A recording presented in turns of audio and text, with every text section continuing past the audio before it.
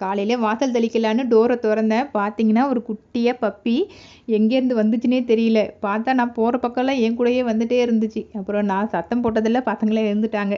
பசங்களும் கொஞ்ச நேரம் பார்த்துட்டே இருந்தாங்க. அப்புறம் பக்கத்தில செக்யூரிட்டி வர சொல்லி கூப்பிட்டு போக சொல்லிட்டோம். இன்னைக்கு லஞ்சுக்கு வந்து வெஜிடபிள் பிரியாணியும், ரைத்தாவும் தான் வச்சு சாப்பிட்டோம். தேவா தான் மதியம் லஞ்சுக்கு என்னன்னு கேட்டுட்டே இருந்தான். வெஜிடபிள் பிரியாணின்னு சொன்னதுக்கு, சிக்கன் பிரியாணி, மட்டன் பிரியாணிலாம் எப்போம்மா செய்வீங்கன்னு சொல்லிட்டு, இன்னும் புரட்டாசி முடியலடான்னா, எப்போம்மா முடியும்னு கேட்டுட்டே இருக்கேன். அதனால புரட்டாசி எப்போ முடியும்ன்ட்டு தேவா வெயிட் பண்ணிக்கிட்டு இருக்கான். ஈவினிங் ஸ்நாக்ஸுக்கு அப்பம் தான் ரெடி பண்ணி கொடுத்தேன். பக்கத்தில் என் ஃப்ரெண்டு இருக்காங்கன்னு சொன்னேன்ல பிருந்தா, அவங்க வந்து மல்லிப்பூ கட்டி கொண்டு வந்து கொடுத்துட்டு போயிருந்தாங்க. அவங்க வந்து மல்லிப்பூவை கையில் கட்ட மாட்டாங்க, மாலைலாம் கோப்பாங்கள்ல அந்த மாதிரி கட்டுவாங்க. பார்த்தீங்கன்னா அவ்வளோ நெருக்கம் இருக்கும். சூப்பராக இருந்துச்சு பார்க்கவே. தாரு அதை பார்த்ததுமே உடனே எனக்கு ஜடை பின்னி வச்சு விடுங்கம்மான்னு சொல்லிட்டா. அதனால் அவளுக்கு இன்றைக்கி இதுவும் பூராஞ்சடை தான் பண்ண சொல்லியிருந்தா. அதனால் பூராஞ்சடை பின்னி அதுக்கப்புறமா வந்து மல்லி வச்சு விட்டுட்டேன். இன்னைக்கு டே இப்படி தான் போச்சு. நாளைக்கு வேறு இன்ட்ரெஸ்டான வீடியோவில் பார்க்கலாம். பாய்.